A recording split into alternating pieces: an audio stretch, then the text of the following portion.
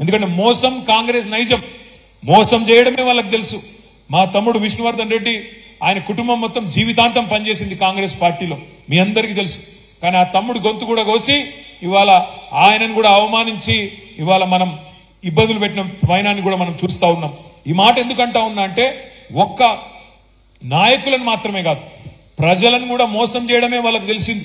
ఇవాళ మీరు గమనిస్తా ఉండండి, 100 రోజుల్లో పూర్తి చేస్తామన్నారు. 100 రోజుల్లో 6 గ్యారంటీలను సంతకాలు పెట్టి మరి గ్యారంటీ కార్డులు ఇంటింటికి ఇచ్చినారు. ఇక్కడ మా ఆడబిడ్డలు చాలా మంది ఉన్నారు కాబట్టి నేను మిమ్మల్ని అడుగుతా ఉన్నా. మహాలక్ష్మి అన్నారు, నెలకు 2500 ఇస్తాం, 500 రూపాయలకే సిలిండర్ ఇస్తాం, ఫ్రీ బస్సు అన్నారు. ఈ ఫ్రీ బస్సు అని పెట్టినరు, ఆ బస్సులలో ఎట్లా కొట్లాడుకుంటున్నారో మా ఆడబిడ్డలు నాకంటే బాగా మీరే చూస్తా ఉన్నారు. జుట్లు పట్టుకొని కొట్లాడుకుంటున్నారు, యుద్ధాలు చేస్తున్నారు. అందులోకెళ్ళి ఆ బస్సు ఎక్కనికే, బస్సు లోపలికి ఎక్కనికే ఆ బస్సు డ్రైవర్ సీట్లకి వెళ్ళిపోతున్నారు, కిటికీలకి వెళ్ళిపోతున్నారు. ఒకలతో ఒకరు ఇవాళ చెప్పులు తీసుకొని కొట్టుకునే పరిస్థితి, జుట్లు పట్టుకుని కొట్టుకునే పరిస్థితి ఇవాళ దిక్కుమాలిన ఫ్రీ బస్సు అని పెట్టి దానివల్ల తీసుకొచ్చినారు. ఫ్రీ బస్సు మంచిదే, నేను కాదంటలేను, కానీ బస్సుల సంఖ్య పెంచండి, పెంచి అందరికి సీట్లు వచ్చేటట్టు చేయండి. ఇటు మగవాళ్ళేమో పాపం మేము పైసలు పెట్టుకుంటున్నాం టికెట్లు, మాకు సీట్లు లేవని మగవాళ్ళు బాధపడుతున్నారు. ఆడబిడ్డలేమో బస్సులు తక్కువైనాయి, మాకేం మా పరిస్థితి ఏంది, మేము కొట్టుకునే పరిస్థితి వచ్చిందని ఆడబిడ్డలు బాధపడుతున్నారు. ఆటో డ్రైవర్లేమో మా పొట్ట మీద కొట్టింది ప్రభుత్వం అని చెప్పి 6.5 లక్షల మంది ఆటో డ్రైవర్లు వాళ్ళు బాధపడతా ఉన్నారు. నేను ఎందుకంటున్నా ఇదంతా అంటే, ఒక పథకం పెడితే ఆలోచించి ముందు వెనుక చూసుకొని సరిగ్గా ఉందా లేదా వ్యవస్థ చూసుకొని సక్రమంగా పెట్టాలి తప్ప ఏదో చేసినామంటే చేసినామనే దానికి ఆగమాగం పెట్టినామంటే పెట్టినాం వెంటనే బిల్డప్ కోసం పెడితే దానివల్ల వచ్చే దుష్పరిణామాలు ఇట్లా ఉంటాయి. అందుకే నేను మిమ్మల్ని అనేది, ఏదో ఫ్రీ బస్ అని ఒకటి పెట్టినారు, కానీ ఇవాళ మీరు ఆలోచించండి.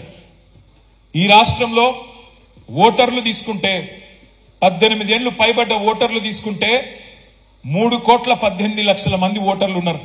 అందులో సగం మంది మహిళలు, 51% పైగా మహిళలు ఉన్నారు. అంటే 1,57,00,000 మంది మహిళలు ఉన్నారు. మరి 1,57,00,000 మంది మహిళా సోదరిమణులు 18 ఏళ్లు పైబడ్డ వాళ్ళు ఎవరైతే ఉన్నారో వాళ్ళందరికీ మహాలక్ష్మి ఇస్తానని చెప్పినారు.